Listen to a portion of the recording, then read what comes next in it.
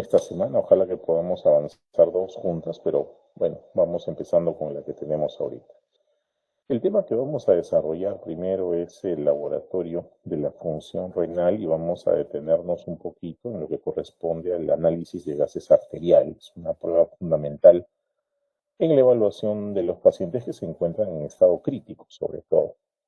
Entonces trataremos de reconocer mediante análisis de laboratorio cómo es que funciona o cómo es que se mide, cómo se determina, cómo se valora la función renal y sus principales alteraciones, lo mismo que el estado del equilibrio electrolítico. Nuestra clase se divide en estas partes: la función renal, el perfil renal o las pruebas de perfil renal, el análisis de gases arteriales electrolitos y la importancia clínica. Recordando que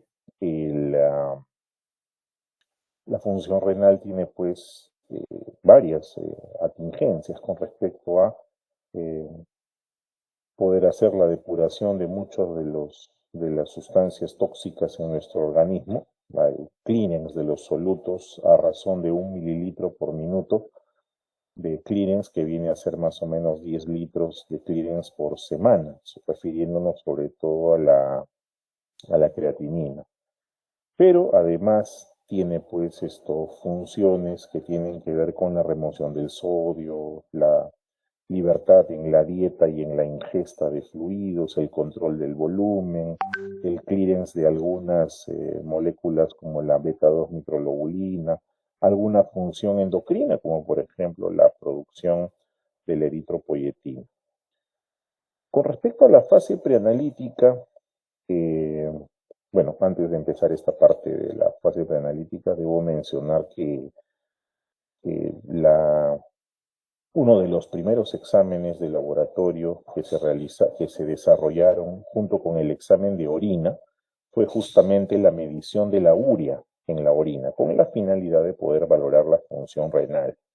Eh, uno de un Richard Wright observó que en aquellos pacientes que tenían edema generalizado, o sea, la anasarca, retenían urea en la sangre y empezó a relacionarlo con una menor eliminación de urea en la orina, con pérdida de proteínas y con enfermedad renal. Y luego ya se viene a establecer a principios del siglo XX la medición de la urea en sangre como prueba diagnóstica de enfermedad renal.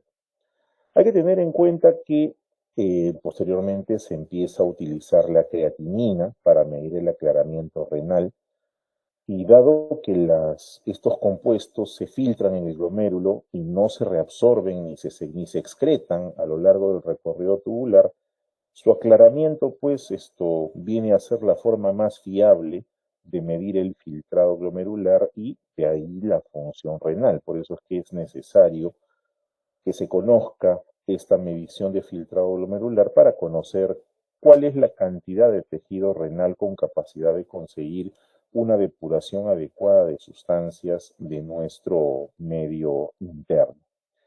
Con respecto a la fase preanalítica, dado que estos exámenes pueden hacerse de emergencia, no es necesario conservar o mantener algún tipo de ayuno, simplemente se toma la muestra y como vamos a valorarlo en sangre y en orina, pues es la muestra de sangre venosa obtenida a través de un recipiente que permita colectar el suero, esto es con un activador de coágulo, la que nos va a ayudar a realizar estas mediciones. Es en el suero donde se encuentran fundamentalmente estos compuestos. Ya en la fase analítica, en lo que corresponde al procesamiento de la misma, hoy en día, pues las mediciones se hacen bastante estandarizadas, siguiendo las diferentes metodologías disponibles, casi todas a nivel automatizado con la finalidad de disminuir la posibilidad de error en los pacientes.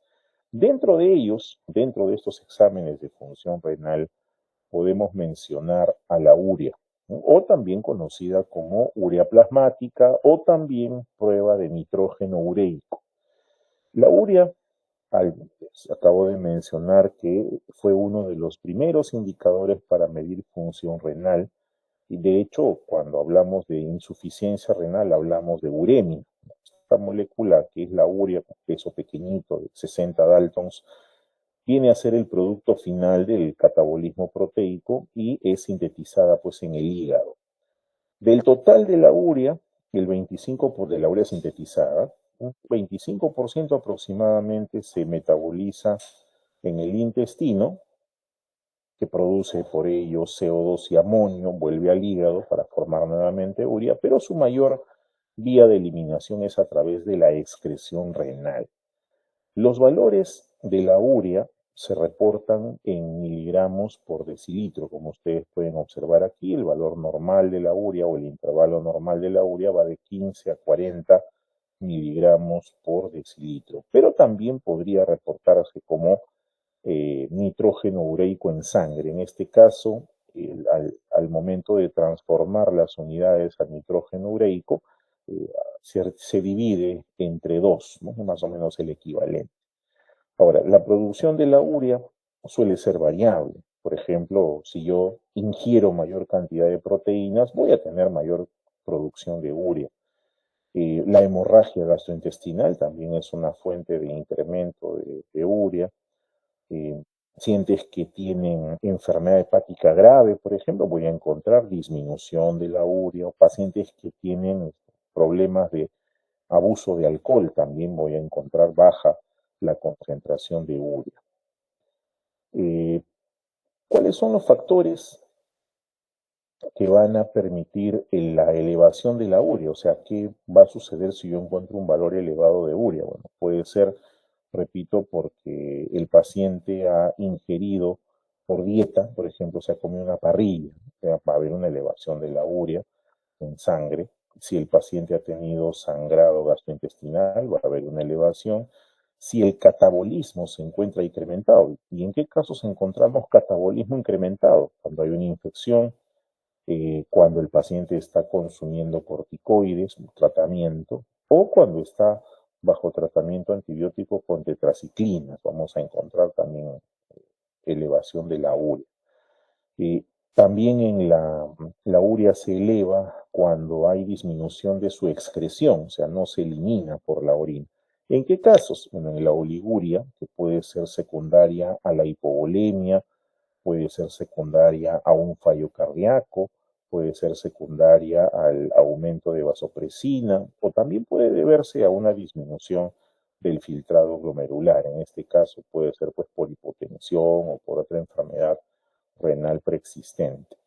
Y en el caso de que el valor salga por debajo de lo normal, porque puede ser que el valor esté por debajo de 15, puede salir 10, 8, etcétera, las causas suelen estar relacionadas con dietas bajas en proteínas, también puede ser, repito, por enfermedad hepática avanzada, por consumo de alcohol, por envenenamiento, también disminuye la concentración de la urea, por pacientes que hacen poliuria, o sea, que miccionan a cada rato, o por secreción inadecuada de hormona antidiurética, también suelen tener valores disminuidos de la urea. En el caso de la creatinina, este es un producto metabólico de la creatina y de la fosfocreatina, las moléculas que se encuentran fundamentalmente en el músculo. Así que la producción de creatinina será pues proporcional a la masa muscular, así que tendrá un valor que es muy constante en el día a día, pero que sí se puede modificar en el largo plazo, sobre todo por acción de la dieta, particularmente por la ingesta de carne, ¿no? 30% de creatinina excretada a partir de allí. El peso molecular de la creatinina sí es casi el doble de la urea. El de la urea era 60 daltons, la creatinina es 113 daltons. De todas maneras es un tamaño pequeño, así que como no necesita unirse a las proteínas plasmáticas, la creatinina circula libre, se filtra libremente por el glomérulo. Pero esto se piensa que también hay secreción tubular, sobre todo cuando hay insuficiencia renal. Hay varios métodos para medir la creatinina. ¿no? Métodos enzimáticos sobre todo, pero que se utiliza mucho para estimar el filtrado glomerular. Ahora, su sensibilidad está cercana al 50%. Hay una valoración de la creatinina y la orina en conjunto, ¿no? Para poder justamente dar una mejor información con respecto a lo que puede tener el paciente. Se usa en algunos casos el cociente urea-creatinina en plasma, el cual aumenta, o sea, el cociente urea-creatinina en plasma aumenta con una dieta hiperproteica, con hemorragia intestinal, con fiebre, corticoides y deshidratación, y disminuye con lo contrario, ¿no? Con una dieta hipoproteica, daño hepático, cetoacidosis diabética, ictericia, entre otros. La depuración de creatinina. La depuración de creatinina es una medición que se realiza para poder calcular el filtrado glomerular.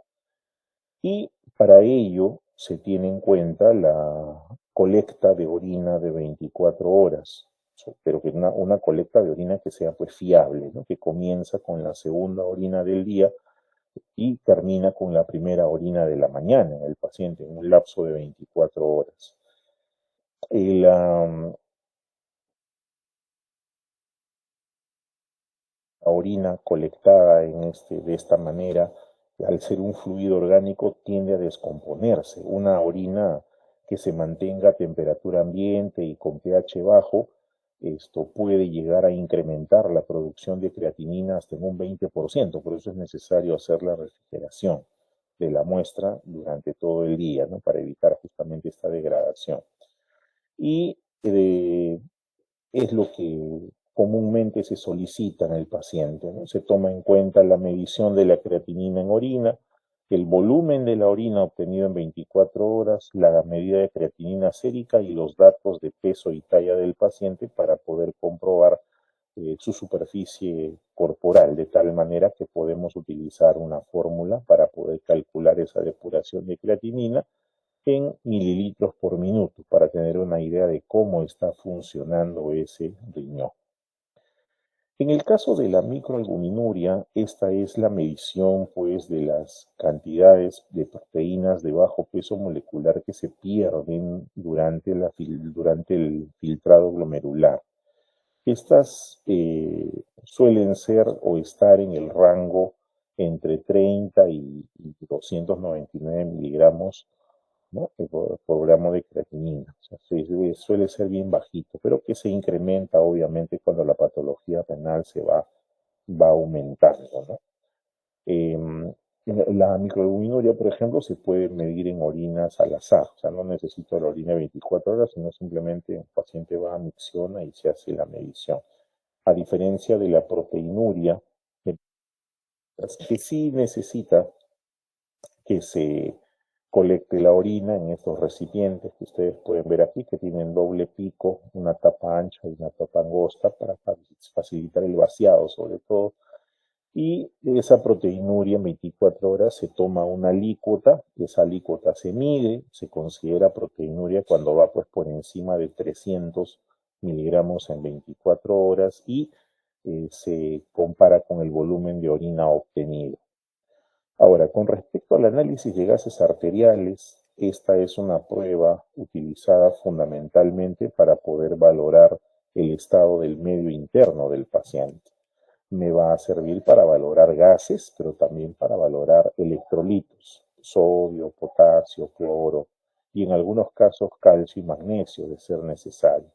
Este análisis de gases arteriales, conocido también como gasometría arterial, se indica cuando quiero medir el estado ventilatorio, la oxigenación, el equilibrio ácido-base de un paciente, con la finalidad de establecer un diagnóstico, con la finalidad de monitorear o indicar la respuesta terapéutica a la oxigenoterapia o monitorear si el paciente está mejorando, está evolucionando favorablemente o está empeorando. Así que este análisis de gases arteriales se hace imprescindible cuando manejamos patologías como la insuficiencia respiratoria aguda, lo mismo para la insuficiencia respiratoria crónica. En el caso de la insuficiencia respiratoria crónica, esta se define por la existencia de una hipoxemia arterial por debajo de 60, una presión parcial de oxígeno por debajo de 60 milímetros de mercurio, con o sin retención de CO2, una fracción parcial de CO2 por encima de 45, a pesar de que se esté dando un tratamiento correcto. Ahora, esta insuficiencia respiratoria crónica suele aparecer de manera insidiosa y puede además agravarse durante el sueño, trayendo como consecuencia deterioro de las funciones intelectuales.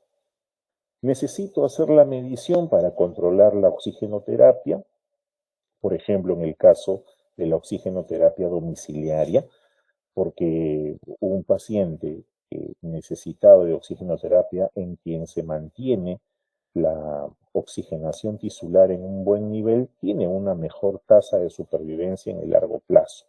Ahora, estos análisis de gases arteriales se pueden medir en el laboratorio, hay equipos para ello, o también pueden medirse en los lugares de atención. Bien, o sea, al pie de la cama del paciente. En este caso, pues se utilizan estos dispositivos llamados point of care, ¿no? Dispositivos al pie de la cama. ¿Cuáles son los parámetros que vamos a valorar en la gasometría? Uno, hay cuatro grupos de parámetros. Uno son el parámetro de pH y gases, que incluye el pH, la presión parcial de CO2 y la presión parcial de oxígeno. Luego tenemos a la medida de oximetría, relacionada fundamentalmente con la hemoglobina, ¿no? Ahí está la concentración de hemoglobina total, la saturación de oxígeno, las fracciones de la hemoglobina, la oxihemoglobina, la carboxihemoglobina, la desoxihemoglobina y la methemoglobina, inclusive si es que el paciente tuviese una fracción de hemoglobina fetal, también va a salir el reporte. ¿Por qué es necesario analizar estos diferentes tipos de hemoglobina? Porque algunos son secundarios, por ejemplo, a intoxicaciones, como pasa con la carboxihemoglobina, intoxicación por monóxido de carbono. ¿Y eso por qué es importante? Porque cuando la hemoglobina tiene otros grupos asociados como el carboxilo, el desoxi, el grupo metilo, pierde la capacidad de disociación de oxígeno. Entonces carga el oxígeno, pero no lo libera en los tejidos y eso trae como consecuencia pues un empeoramiento en la hipoxia tisular. Luego tenemos a los parámetros de electrolitos, donde fundamentalmente se valora sodio, potasio, cloro y calcio. En algunos también valoran magnesio.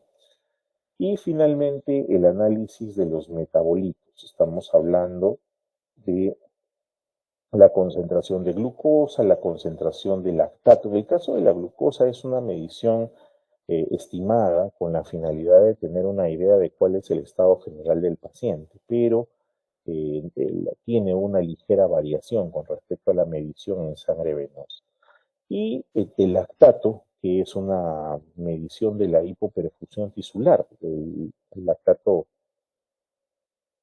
comienza a incrementarse en estados de anaerobiosis, sobre todo cuando el músculo o los tejidos periféricos dejan de recibir oxígeno, se ven obligados a realizar metabolismo anaeróbico y en ese caso es el lactato el que se eleva. También en algunas mediciones se ofrece la medición de bilirrubina total, en el caso de que el paciente pues tuviese algún problema de obstrucción de la vía biliar, y la concentración de creatinina, que también es útil. Pacientes que tienen problema renal pueden ser monitoreados por este tipo de prueba también, ¿no? Para hacerlo más fluido el manejo. Ahora, algunos conceptos relacionados a la fisiología pulmonar, por ejemplo, la ventilación alveolar, donde está la renovación del aire alveolar, el volumen corriente, que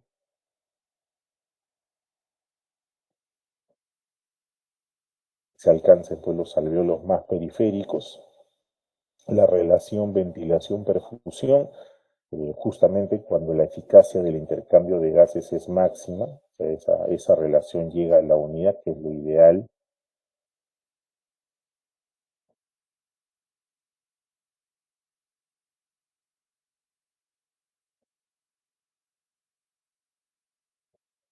Que vamos a tener en cuenta es que si el alveolo presenta un cociente de ventilación-perfusión bajo, o sea, una ventilación baja en relación a la perfusión que recibe, no va a realizar pues un adecuado ¿no? Entonces, y el caso extremo justamente es el shunt, ¿no? Donde las unidades pulmonares son perfundidas pero no ventiladas. Y al revés, si el coeficiente o el cociente de ventilación-perfusión es alto, significa que la perfusión es baja con relación a la ventilación. También está la valoración de la gradiente alveolo arteriolar, ¿no? El alveolo arteriolar es un indicador de uniformidad de distribución de los cocientes de ventilación y perfusión. ¿Por qué? Porque me determina cuál es la velocidad de,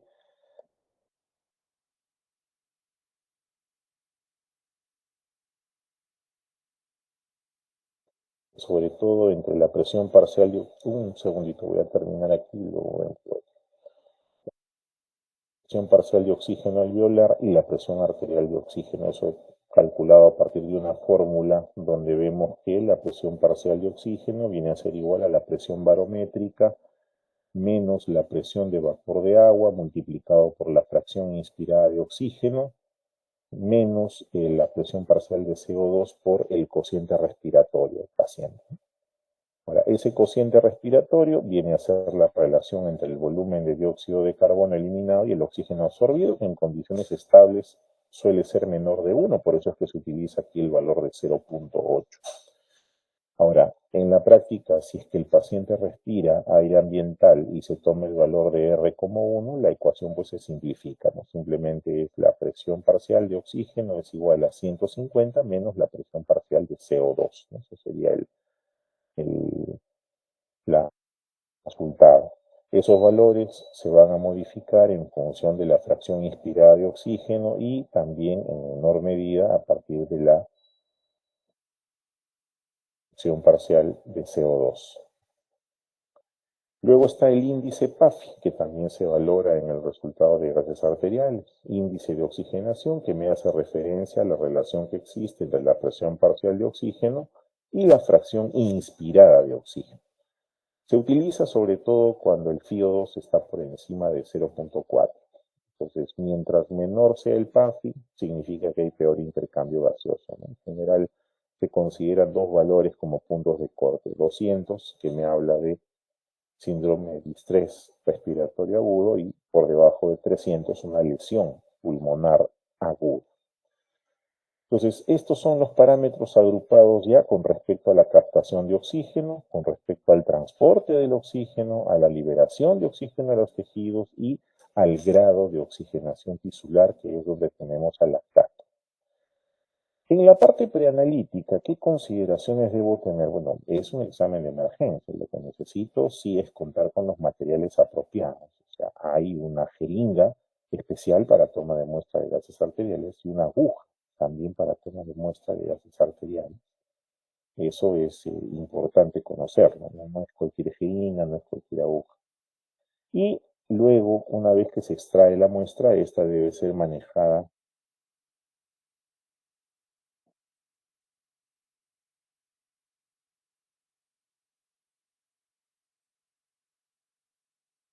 que dentro de los preparativos de la toma de muestra, bueno, está la identificación del paciente. Como se trata de pacientes que se encuentran en estado crítico, por lo general estos son pacientes de UCI, que están además inconscientes, sedados, intubados.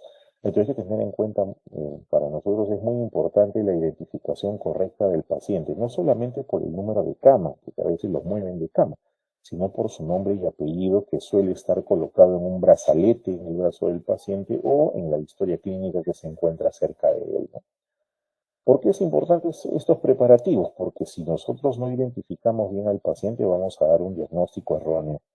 Le voy a dar unos valores que no le corresponden al paciente. Eso va a repercutir en su tratamiento. Por eso es la razón que no.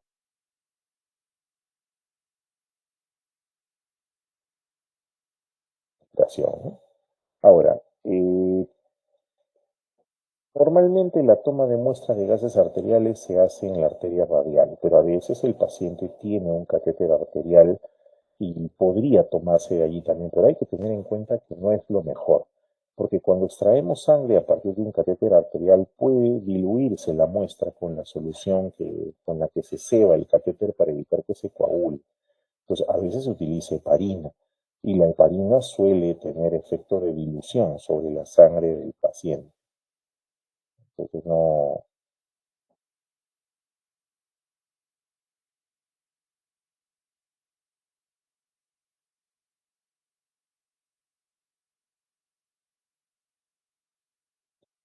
se añade heparina líquida. Bueno, lo primero que va a suceder es que al diluirse la muestra, falsamente vamos a tener una elevación de la presión parcial de oxígeno y una disminución de la presión parcial de CO2, así como también una caída en la concentración de potasio y de calcio y una elevación en la concentración del sodio y del cloruro. Lo mismo una disminución de la concentración de glucosa y de lactato y de la hemoglobina esto, del paciente. Entonces hay que tener cuidado con la cantidad de heparina que se usa en volumen. Lo mismo, si no hay otra alternativa que tomar la muestra de la línea arterial, pues hay que tener cuidado con despejar el lumen, eliminando por lo menos un volumen igual a 3 veces el espacio muerto del catéter, ¿no? Para evitar la posibilidad de una coagulación. Y farina eh, no ayuda. Generalmente hoy utilizamos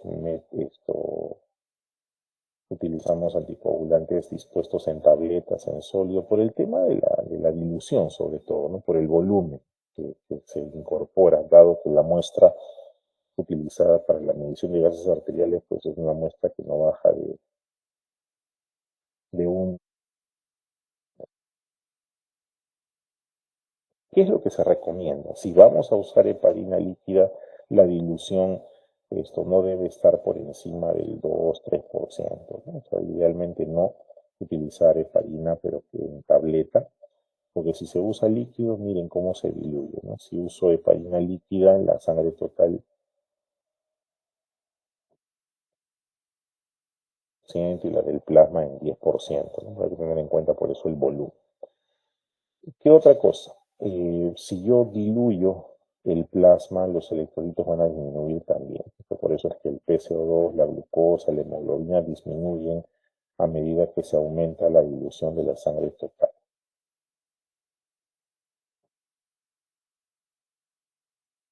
De dilución, cuando se utiliza un volumen erróneo, eh, no hay la misma cantidad de heparina todas las veces que se tome la muestra. Esto pasa mucho cuando utilizan las jeringas de heparina para tomar las muestras de gases arteriales. Sus pabellones de visitas médicas han visto que a veces toman un pedazo ¿no? Toman un volumen de heparina que no siempre es estándar y eso hace que no todos puedan estandarizar el volumen que van a utilizar y los errores de dilución son difíciles de corregir en este caso. Ahora, hay que tener en cuenta también que la medición de gases arteriales es una toma fotográfica del momento. Por lo tanto, su valor es relativo en el tiempo, ¿no? El paciente llega a tomarse la muestra, se presenta uno.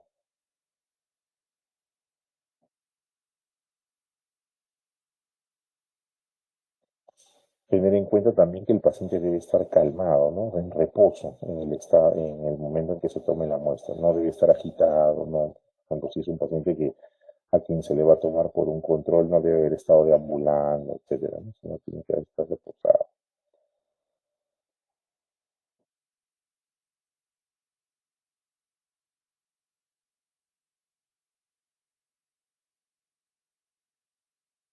Se toma la muestra y el paciente está conectado, por ejemplo, a ventilador o está conectado a un suplemento de oxígeno que puede ser máscara de vento, máscara reservorio, etcétera. no deben cambiarse los parámetros ventilatorios por lo menos durante 20 minutos para ver cuál es su basal. Si el paciente, no sé si alguna vez han tomado muestra de gases arteriales, pero es un procedimiento que duele, que es doloroso, ¿no? No solamente por la propia inervación de la arteria, sino porque hay que hacer un hueco ahí. Entonces,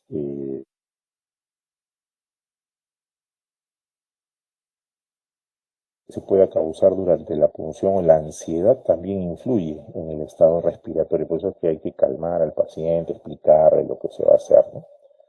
La posición de la aguja, dado que la vena y la arteria se encuentran juntas, es posible que termine perforando vena y no arteria.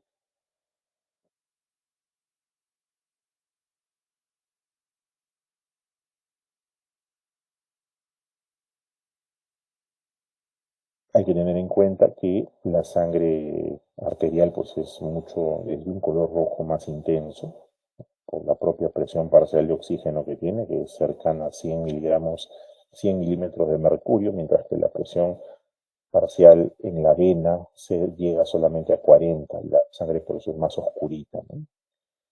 Por ejemplo, aquí tenemos una muestra de qué pasó cuando se equivocan con la posición de la aguja y terminan sacando sangre venosa, ¿no? Por ejemplo, aquí el paciente tiene 90 de presión parcial de oxígeno, 150 pero 41.5 de presión parcial de CO2 y saturación en 97.4. En la muestra arterial pura, pues la PO2 va en 100, ¿no? Que es su valor óptimo, de la PCO2 en 41 y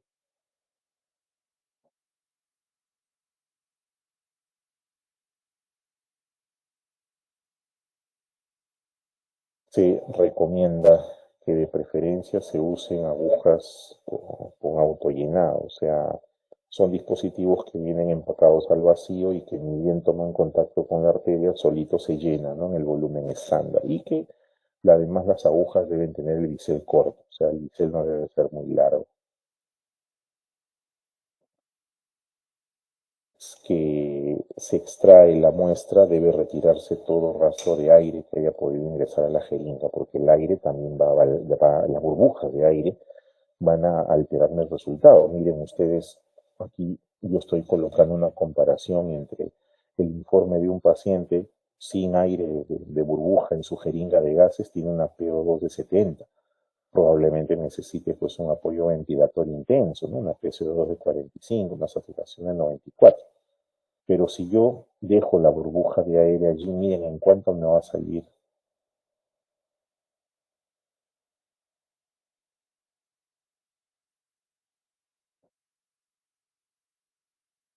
Eso hace que la recomendación pues sea expulsar el aire inmediatamente después de extraer la muestra y antes de mezclarla, ¿no? Porque eso es otro procedimiento que se hace, mezclar la muestra con el anticoagulante dispuesto en fase sólida. Algunas agujas tienen un diseño especial, un bisel especial, ¿no? Para evitar que se llene el aire, pero no siempre están disponibles. La mayoría de veces se trabaja solamente con lo que se tiene, entonces hay que tener cuidado en el momento en que se procesa, ¿no? Cuando se toma la muestra, si yo me demoro y no hago una buena homogenización, se puede formar coágulos. Recordemos que al momento de hacer la punción estamos rompiendo el circuito normal de la circulación y se están activando los factores procoagulantes. Entonces, si se produce coágulo en la muestra, eso me puede bloquear el equipo y me va a alterar además otras mediciones. Por eso es importante que, ni bien suceda, la extracción debe mezclarse, así como ustedes pueden observar aquí en la figura, esa mezcla de la sangre con el anticoagulante es por medio de higienización en la palma de las manos, justamente para evitar que se formen los coágulos, ¿no? No debe hacerse de forma muy vigorosa, porque al hacerlo de manera muy fuerte, lo que estamos haciendo es fracturar a los hematíes y eso va a producir esto, ¿cómo se llama? Va a producir elevación del potasio sobre todo. Con respecto a su transporte y conservación, hay que tener cuidado que no se hemolice.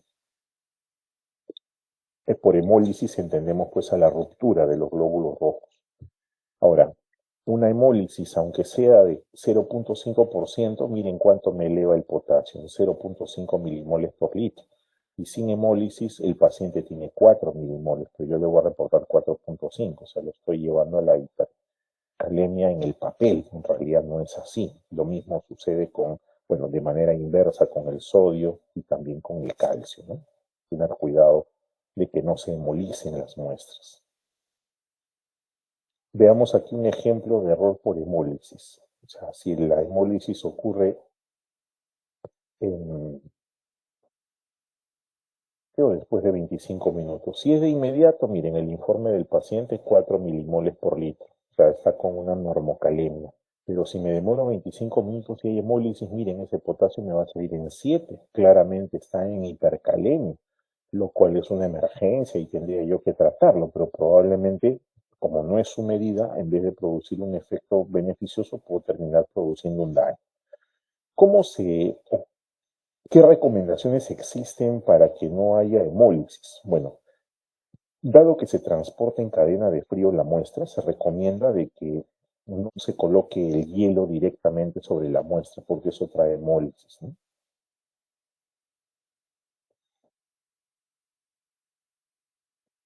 Si se va a tomar en una jeringa de tuberculina y se va a aspirar de manera manual, la aspiración no debe ser muy rápida para que no se produzca turbulencia y de esa manera se rompan los hematíes.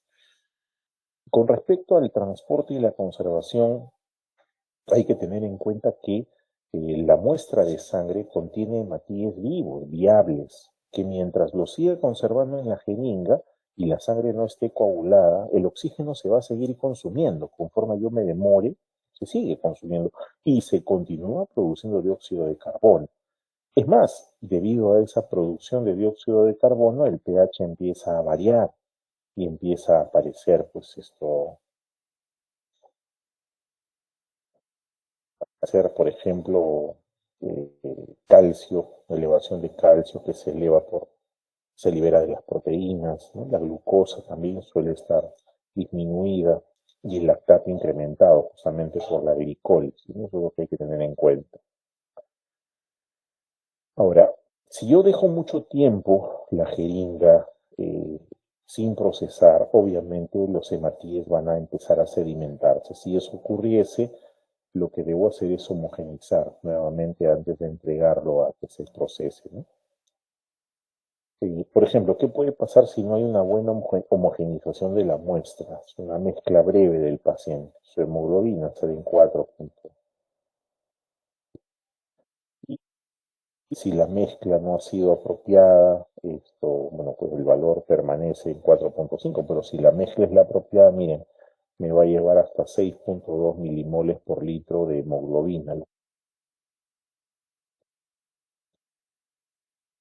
6, evidentemente es otra cosa. Así que la recomendación es mezclar bien la muestra antes de hacer el análisis. Entonces, en la fase preanalítica, lo que hacemos es ubicar la zona de la punción, generalmente con 2 dedos de la mano menos dominante. Se inmoviliza,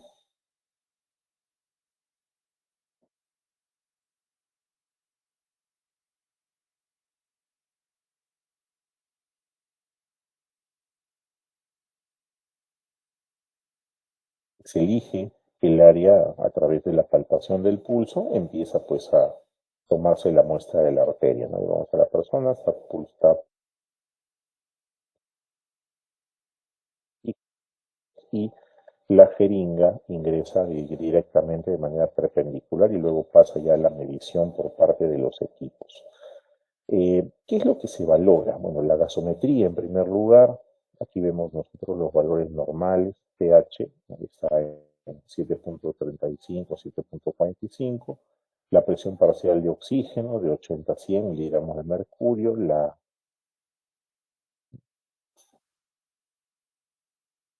sal de CO2 a 35 a 45 milímetros de mercurio, la saturación de oxígeno entre 95 y 100 y el bicarbonato de 22 a 26 miliequivalentes por litro. En el caso del sodio, también los valores conocidos estándar van entre 133 y 145 milimoles por día. En el caso del cloro, de 96 a 106 milimoles por decilitro, perdón. Y en el caso del potasio, estamos hablando de 3.5 a 5 milimoles por decilitro, uno de los márgenes más estrechos que existen con respecto a su monitoreo. El magnesio, en algunos casos también se logra medir para ese tipo de pacientes en estado crítico, siendo su umbral de referencia 1.5 a 3 de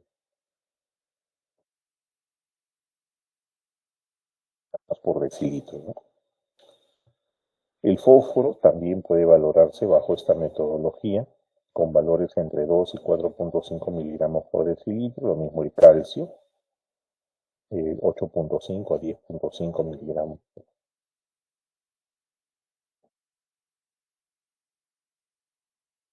En el caso del pH, recordar que el nivel fisiológico de pH para nosotros está entre 7.35 y 7.45, aunque alguna literatura considera entre 7.36 a 7.44 y a ese periodo se le denomina eudemia.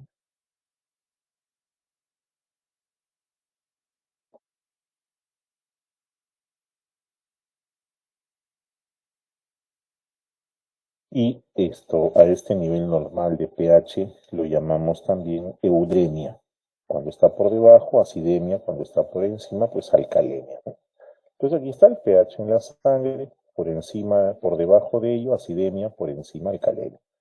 Recordando que los límites de la vida están entre 6.8 y 7.8, ¿no? pH en sangre.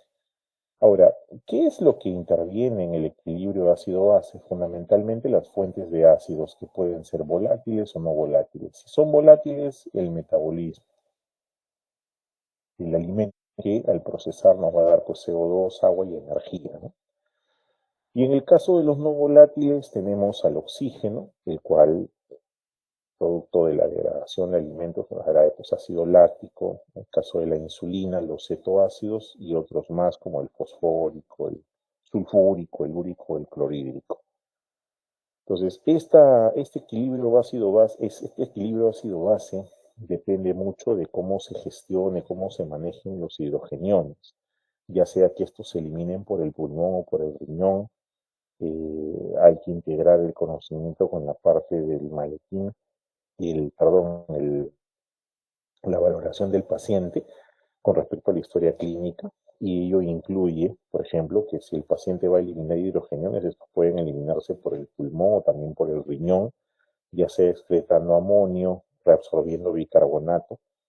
En el caso del hígado, el papel de la glutamina, ciclo de la urea; y en el caso de los amortiguadores, tener en cuenta los amortiguadores fisiológicos, ¿no? La hemoglobina en la sangre es un amortiguador, un buffer; lo mismo las proteínas, ¿no? En caso de las células, pues los fosfatos, ¿no? Las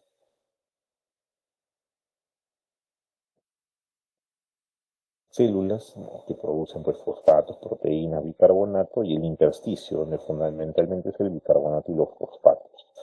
Ahora, sabemos que el equilibrio ácido-base se mantiene por tres mecanismos, ¿no? El tamponamiento, el control respiratorio del CO2 y la regulación renal. En el caso del pH, tiene la misma lógica de la ecuación de Henderson-Hasselbalch, ¿no? O sea, pK es igual al logaritmo de carbonato sobre la presión parcial de CO2, algo que va a ser regulado tanto por los riñones como por los pulmones. Y de todos los tampones que tenemos en sangre, el más importante viene a ser el bicarbonato, ¿no? Que es producto de la del CO2 y del agua, para dar como producto el ácido carbónico, que luego se disocia y en hidrogeniones y bicarbonato. Ahora, como agente compensador plasmático, el bicarbonato es el principal amortiguador, carga con el 50% de la amortiguación a ese nivel, seguido de la hemoglobina con 30%, y las proteínas en 13% y los fosfatos en 7%. En el caso del PCO2, este va a depender del pulmón, por eso se le considera también como el factor respiratorio, teniendo en cuenta que el CO2 es producto de desecho del metabolismo y se elimina por los pulmones, el CO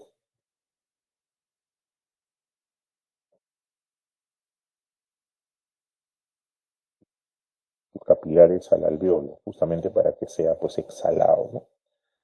Ahora, ¿cómo regulamos la presión parcial de CO2? Bueno, si la presión parcial de CO2 se eleva, la ventilación de los pulmones se incrementará. El paciente incrementará su velocidad de ventilación, hará una polipnia, una taquipnia. Y si la presión parcial de CO2 disminuye, bueno, la ventilación de los pulmones pues disminuirá, ¿no? Todo lo contrario. Ahora, esta regulación es rápida, sucede en minutos. De hecho, es la primera en responder y aparece por completo. Esa presión parcial de CO2 refleja que también funcionan los riñones, los pulmones, perdón, CO2 los pulmones. Y en el caso del bicarbonato, que ya es el factor metabólico, el control se realiza pues en los riñones y aquí sí es mucho más lento. Puede tardar de horas a días para poder regular ese bicarbonato.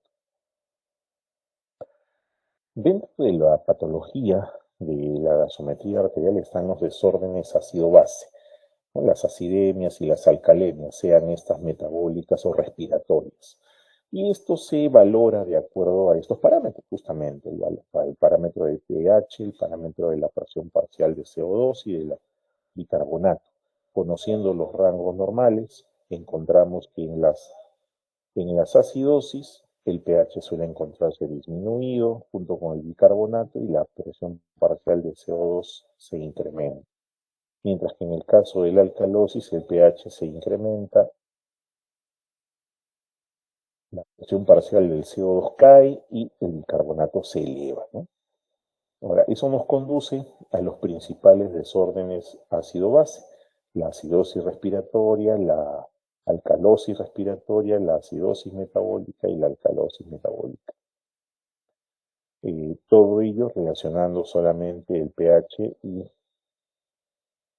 el valor de la presión parcial de CO2 para determinar si la acidosis o la alcalosis es respiratoria y el bicarbonato para determinar si la acidosis o la alcalosis es metabólica, ¿no? Siendo así entonces, la acidosis respiratoria está definida como un cuadro donde hay una disminución de la ventilación, va a haber una disminución del pH y una elevación de la presión parcial de CO2. Ahora, ¿por qué puede ocurrir la acidosis respiratoria? Bueno, puede ser por una lesión en el sistema nervioso central,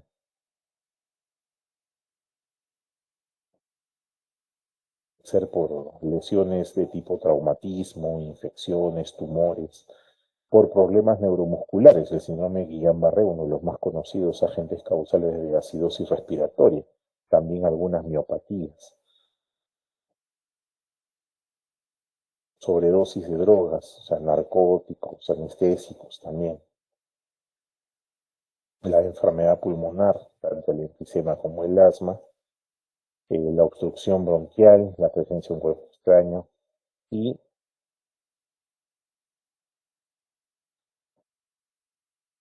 acción mecánica inadecuada también.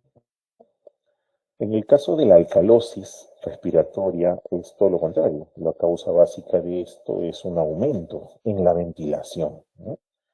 Lo que se puede ver, por ejemplo, en cuadros de ansiedad, de fiebre o de enfermedad neurológica central, consumo de drogas como el ácido acetil salicílico o pacientes que están haciendo sepsis secundario a endotoxinas por lípido polisacárido procedente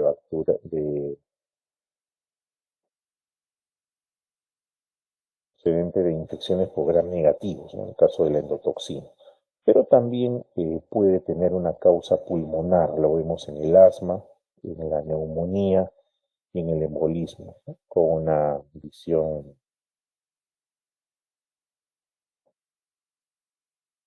En el caso de la acidosis metabólica, esta suele deberse, hay una disminución del pH y del bicarbonato, suele deberse a un aumento de la carga ácida. Estamos hablando de cetoacidosis, diabetes, ayuno prolongado, ¿no? Intenso. Eh, También puede ser por aumento del ácido láctico, el paciente puede tener convulsiones, puede hacer isquemia tisular, Y en el caso de las ingestas de alcoholes que se metabolizan a ácidos, pues ahí no combinan. La acidosis metabólica tiene origen en el descenso en la excreción de los ácidos, ya sea por fallo renal o por uso de diuréticos, fundamentalmente amiloride y la espironolactona. También por pérdida de bicarbonato. Un paciente que hace diarrea o que tiene fístula digestiva suele perder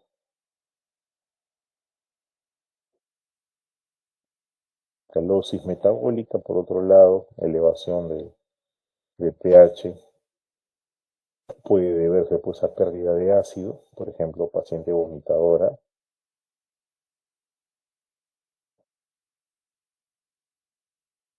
Ácido, repito, puede ser por vómito, por aspiración gástrica, fístula gastrocólica, el adenoma velloso de colon también, o la aciduria secundaria al consumo de potasio. Puede ser también por exceso de base cuando se administran antiácidos absorbibles, dietas vegetarianas o citrato por mucho tiempo, en transfusiones masivas sobre todo. Consumo de potasio, ya sea por diarrea crónica o por ingesta insuficiente o por diuresis o por deshidratación. Aquí vemos un gráfico donde se muestra los principales cuadros que tienen que ver con el equilibrio ácido-base. El nomograma que se usa para poder valorar mejor el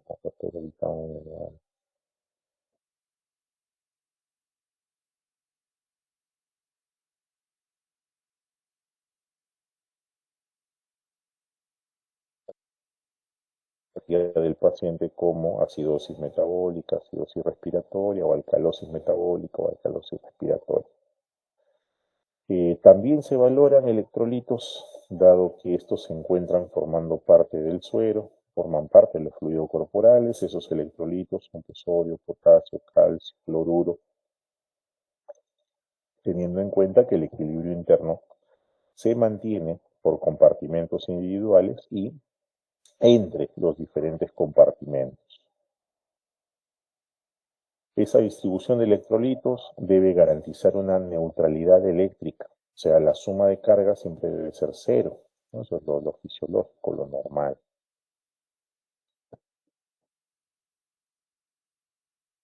¿Cuáles son los electrolitos que con mayor frecuencia vamos a valorar? Bueno, el sodio, potasio, cloro, calcio, magnesio. Y aquí estoy mostrando las mediciones, son diferentes, tanto en el plasma como en el intracelular, ¿no? O sea, conocido. De allí el concepto de brecha aniónica, o sea, todos los aniones menos todos los cationes, una brecha aniónica que es bastante corta y debe mantenerse así, ¿no? El rango normal de la brecha aniónica de anion gap va de 8 a 16 milimoles por litro. Un anion gap elevado puede causarse por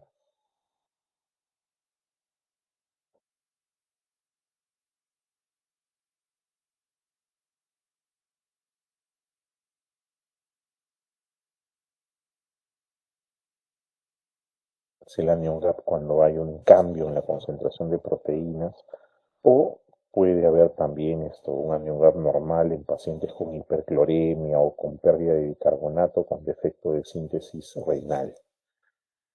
¿Cómo se interpreta un ART? Bueno, hay varios pasos para interpretar un análisis de gases arteriales, ¿no? Siempre se tiene en cuenta el pH, se tiene en cuenta la presión parcial de CO2 y también el bicarbonato. Esos tres parámetros se manejan, teniendo en cuenta cuál es la alteración primaria y cuál es la alteración compensatoria, ¿no? Por ejemplo, en la acidosis metabólica, la alteración primaria es la caída del bicarbonato. ¿Qué tengo en contra de eso? El hecho de que no haya, o sea, que el pH va a estar bajo también, ¿no? El carbonato se cae, el pH también, y suele haber una compensación de parte del pulmón, donde el PCO2 va a tratar de disminuir. Entonces, ya en la fase posanalítica, la importancia clínica que tiene esta prueba, repito, es para poder valorar el estado de ventilación y el medio interno en pacientes críticos que requieren un monitoreo muy cercano. Ese monitoreo cercano implica que se pueda tomar más de una muestra en un periodo muy corto de tiempo. Ahora, los trastornos primarios del equilibrio ácido-base pueden ser metabólicos o respiratorios. Si son metabólicos, están relacionados con el bicarbonato. Si son respiratorios, están relacionados con la presión parcial de CO2. Entonces tenemos este algoritmo, ¿no? El pH es el primero que se mira.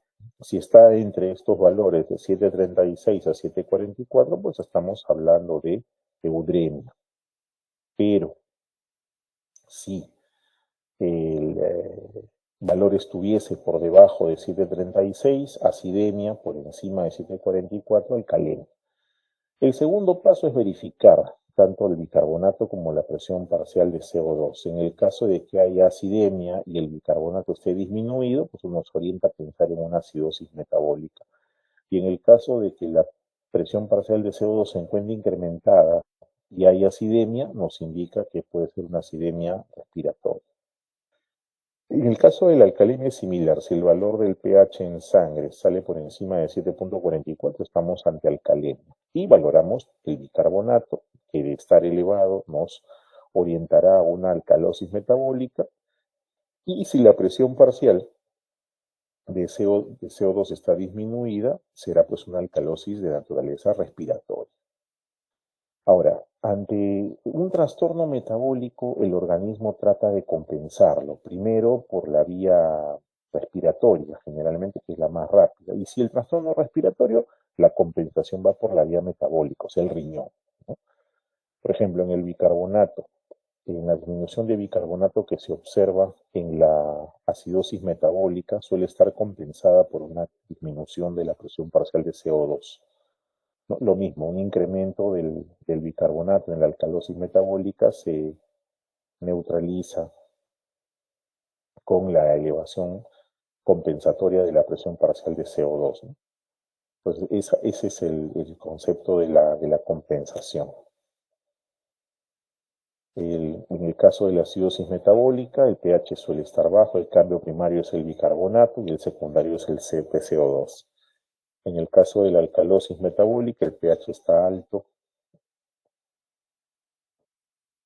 El primer cambio viene a ser el bicarbonato, que se encuentra disminuido, y el cambio secundario, la elevación de la presión parcial de CO2. En el caso de la acidosis respiratoria, pH suele encontrarse disminuido, la presión parcial de CO2 elevada y la del bicarbonato también. Y en el caso de la alcalosis respiratoria, el pH se eleva, la presión parcial de CO2 cae y también la concentración de bicarbonato. Entonces, ese trastorno puede producir inclusive un trastorno secundario, ¿no? Si esa compensación es exagerada, ¿no? Hay un tercer trastorno asociado. En el caso de la acidosis, pues puede conducir a alcalosis y viceversa, ¿no? Entonces, estos trastornos primarios hay que tener en cuenta los valores que se utilizan antes de hacer las comparaciones. Por ejemplo, en la alcalosis metabólica, por cada un miliequivalente de bicarbonato, la compensación se daba con la disminución de 1,2 milímetros de mercurio de PCO2.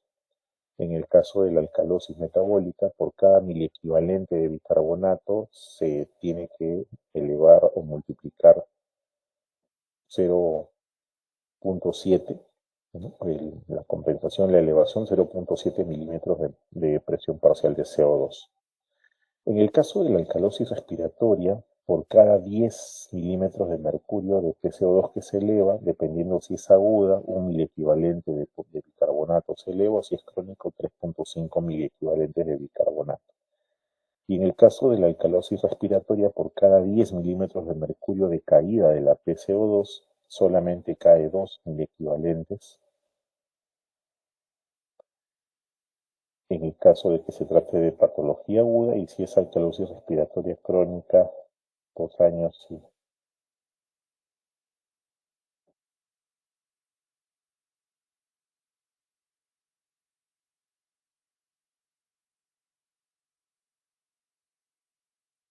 ¿Cómo se lee un ADA?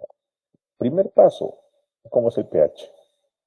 Ubicamos el pH, la cifra y lo catalogamos. ¿Está en eudemia, en acidemia o en alcalemia? Segundo paso, ¿qué trastorno primario me va a explicar esta alteración del pH?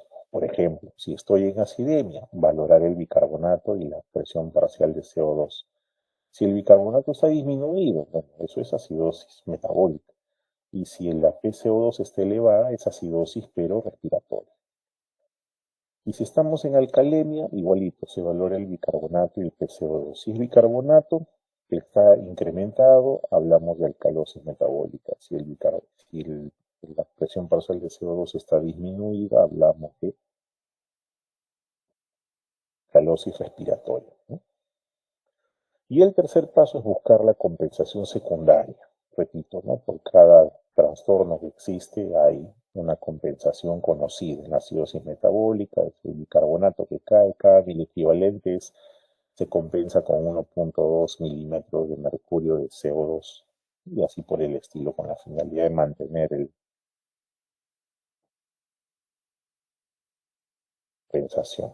Y por último, el cuarto paso es el anion gap, ¿no? Leer el anion gap, conociendo que el anion gap es la diferencia entre las cargas positivas y negativas en el paciente. Se calcula ese anion gap utilizando el sodio y restando el valor sumado entre el cloruro y el bicarbonato, que más o menos nos da entre 8 y 12, son 10 más o menos 2 mil equivalentes por litro. Y hay que tener en cuenta que si el paciente tiene hipoalbuminemia, esto si está por debajo de 4 gramos de albúmina, hay que corregir, ¿no? La NUDAP va a caer 2.5 mil equivalentes por cada gramo de albúmina, por debajo de 4, hay que compensar, corregir esa hipoalbuminemia. El quinto paso, valorar si, por ejemplo, hay acidosis metabólica con anion gap alto, hay otro trastorno asociado. En este caso, el bicarbonato corregido, que es igual al valor del bicarbonato más la diferencia entre el anion gap y 12. ¿No? En este caso, si la medida del bicarbonato corregido me sale por debajo de 22, estamos ante una acidosis metabólica con anion gap normal. Y si el bicarbonato me sale por encima de 26, eso es una alcalosis metabólica en realidad. Bien, vamos a avanzar un poquito con la otra parte, que es la de intoxicación por metales pesados y drogas de abuso. Estas indagaciones por metales pesados y drogas de abuso se hacen hoy en día justamente porque nuestro país pues tiene un gran potencial de explotación de minas y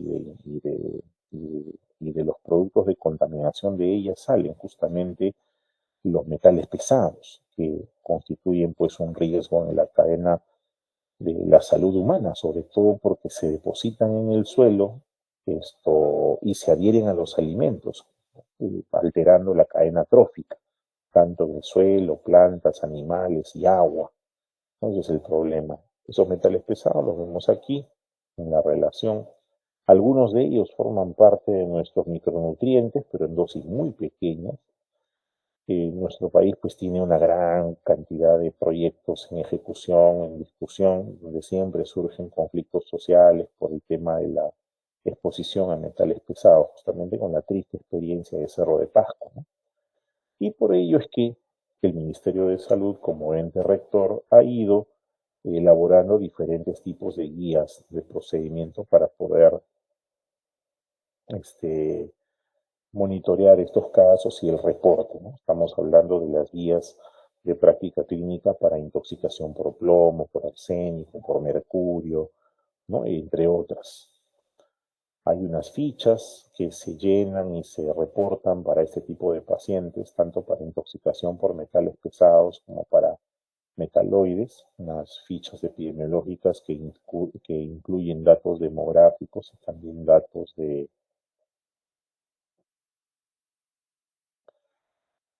relacionados sobre todo a las condiciones de trabajo del paciente que se está reportando, a los actos inseguros, ¿no? A lo que se ha encontrado.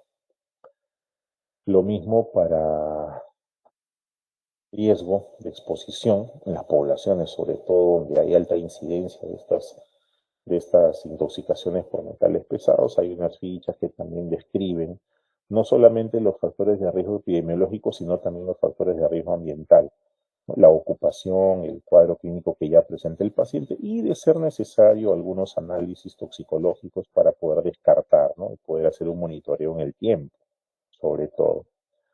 Ahora, ¿cuál es la definición de metal pesado? Metal pesado es un elemento químico de alta densidad, por encima de 4 generalmente, de gramos por centímetro cúbico, con una masa y peso atómico por encima de 20 y que es tóxico aún en concentraciones bajas. Ahí coloco una lista yo de metales pesados, entre los cuales está pues el aluminio, el bario, el berilio, el cobalto, el cobre, el estaño, el hierro, el manganeso, cadmio, mercurio, plomo, arsénico, molibdeno, níquel, cromo, plata, selenio, talio, vanadio, oro y zinc. Y los que están en rojo, curiosamente, funcionan como cofactores o como micronutrientes. Pero si existe un exagerado aporte de esos elementos, puede convertirse en una fuente de intoxicación también, ¿no? Ahora, ¿cuál es el origen de la contaminación de metales pesados? Generalmente procede pues del de la minería o de la industria.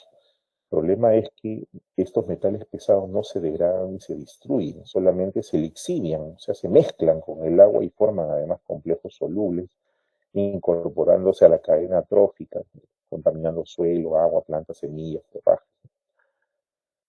Eso hace que sea necesario realizar algunos estudios de laboratorio para poder valorar cuál es el compromiso de cada paciente, ¿no? Para ello, la fase preanalítica se enfoca justamente en la aplicación de los cuestionarios, en el llenado de los cuestionarios para saber a qué tipo de pacientes nos estamos refiriendo.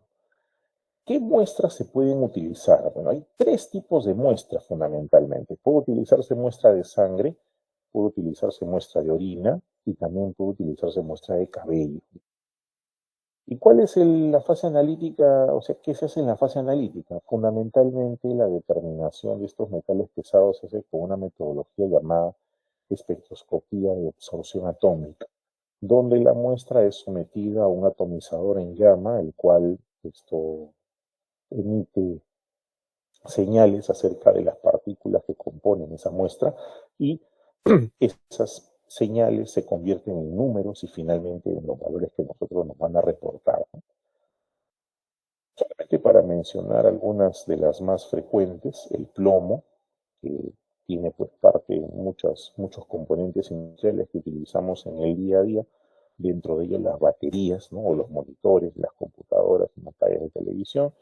Es conocido el efecto que tienen sobre el sistema nervioso central, sobre todo en los niños, causan retraso en el desarrollo mental e intelectual, y en los adultos hipertensión y enfermedades cardiovasculares. El problema con el plomo es que al ser similar al calcio, se distribuye en el riñón, en el hígado, en los huesos y en el cerebro, y, e interfiere con la función del calcio. Por lo tanto, causa inhibición de la síntesis de hemoglobina, puede causar daño quirúrgico, etcétera, ¿no? Daño, perdón, neurológico. Los efectos justamente a nivel del sistema nervioso central se aprecian como parestesias, debilidad muscular, con anemia grave, con albuminuria. A nivel gastrointestinal hay anorexia, estreñimiento, espasmo intestinal. Y a nivel neuromuscular, debilidad, cansancio, a veces parálisis de algunos grupos musculares, ¿no? En el caso de los niños, los primeros síntomas de cefalopatía son pues letargo, vómito, irritabilidad, pérdida de apetito, mareos, ¿no? La tasa de mortalidad es alta, el 25% de pacientes que hacen encefalopatía por plomo mueren y los que se recuperan quedan con secuelas, ¿no? Si son niños, retraso mental, convulsiones o atrofia del nervio óptico. Está comprobado que puede desencadenar efectos teratogénicos, por eso es que no se incluye dentro de la lista.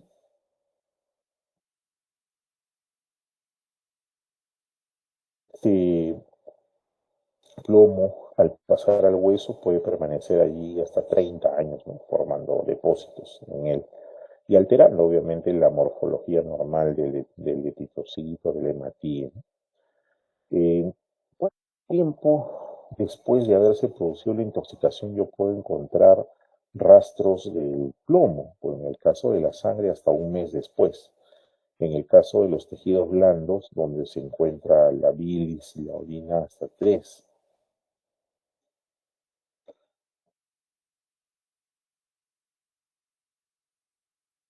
En el caso de los tejidos blandos se puede recuperar o medir la concentración de plomo en las uñas o en el pelo, ¿no? En el caso de los huesos, hasta 30 años se reporta.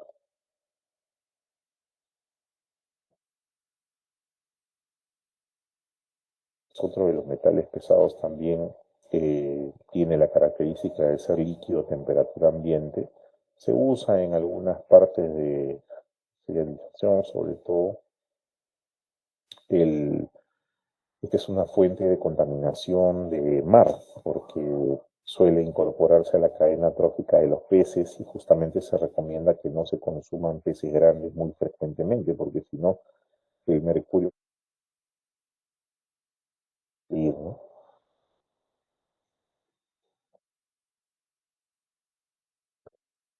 Intoxicación crónica, sobre todo a nivel glandular, produciendo pues esto, taquicardia, gingivitis, hipertrofia tiroidea.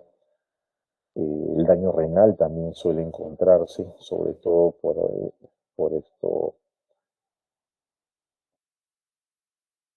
acción glomerular.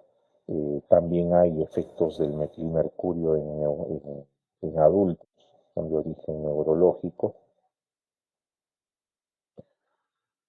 Este mercurio causa pues neurotoxicidad y efectos teratogénicos también, ¿no? El arsénico, por otro lado, que se utiliza mucho en lo que son pesticidas, herbicidas, pigmentos, ¿no?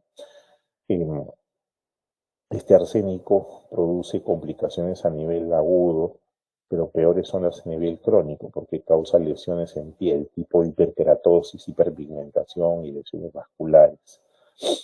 El arsénico es cancerígeno, tiene una asociación con su exposición y cáncer, sobre todo basilioma, carcinoma de células escamosas, carcinoma broncogénico en el pulmón, hemoangiosarcoma hepático, linfoma y cáncer de vejiga, ¿no? Son los que vamos a encontrar. El cadmio también es un metal pesado que suele estar asociado al zinc, lo encontramos en pilas, en baterías, en pinturas, etcétera.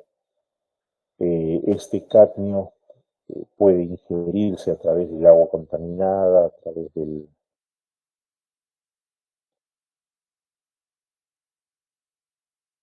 Metales las que acumulan mayor tiempo el cadmio, puesto que están más expuestos a él. La presentación va a depender mucho de la cantidad a la que esto dependerá del tiempo de exposición que se tenga y de la vía de entrada que se tenga.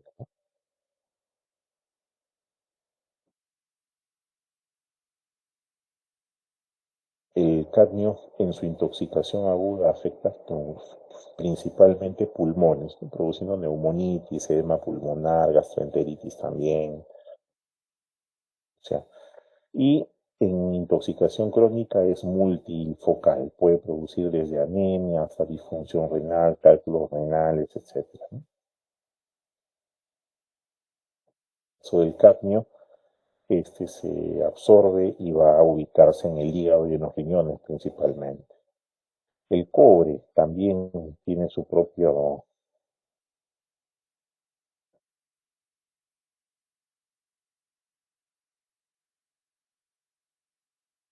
también, repito, forma parte de estos metales pesados.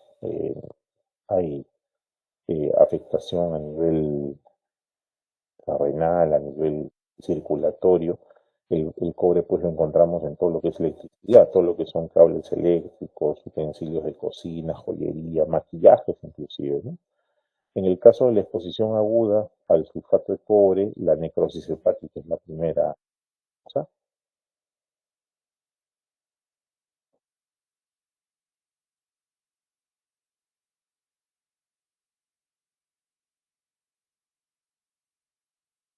Eso de la exposición crónica hay que tener en cuenta que los alimentos que se conservan en recipientes de cobre, ¿no? Que suelen generar lesiones hepáticas en los niños. Sí, un ratito ya, un ratito, voy a terminar, espérame un segundo, un segundo. Estas concentraciones de sales de cobre llevan pues a la inflamación de la mucosa digestiva, a la coagulación proteica, eh, y bueno, veremos finalmente las drogas de abuso. El etanol es considerado droga de abuso, puesto que tiene y produce efectos secundarios en un consumo elevado, así sea un vaso, una taza, una copa de licor de cualquier naturaleza, produce un efecto en nosotros. Ese efecto pasa por ser un depresor del sistema nervioso central en vez de un estimulante, como contrariamente se pensaría, es un depresor. Y esto tiene una fase eufórica inicial, pero luego empieza a perderse la atención. Justamente lo que no se debe perder es la atención, porque si no, accidentes, ¿no? Sobre todo si este consumo está asociado al manejo de vehículos motorizados.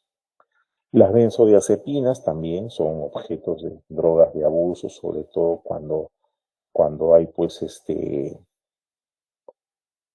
cuando hay dificultades en la administración del medicamento, no hay control, el paciente suele tener esto, una potenciación de estas drogas, ¿no? Depresores del sistema nervioso central, con una dosis tóxica, las benzodiazepinas.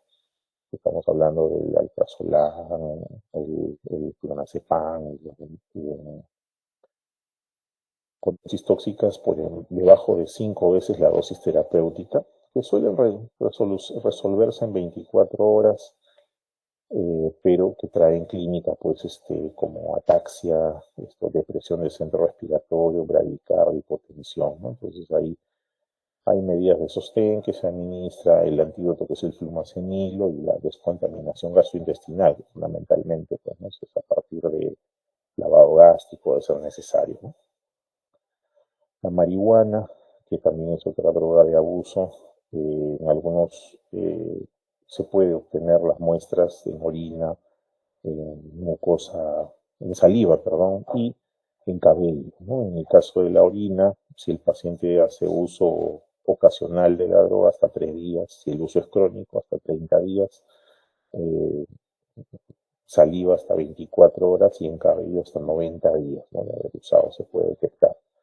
Y en el caso de la cocaína también se usa muestra de sangre, me da un tiempo de detección de 24 horas, en saliva de 1 a 2 días, en orina de 3 a 5 días y en el pelo hasta 90 días. Esta parte de la cocaína y marihuana tiene mucho que ver con el tema médico legal, por eso es que hay una consejería previa a la realización de la prueba y los resultados son confidenciales.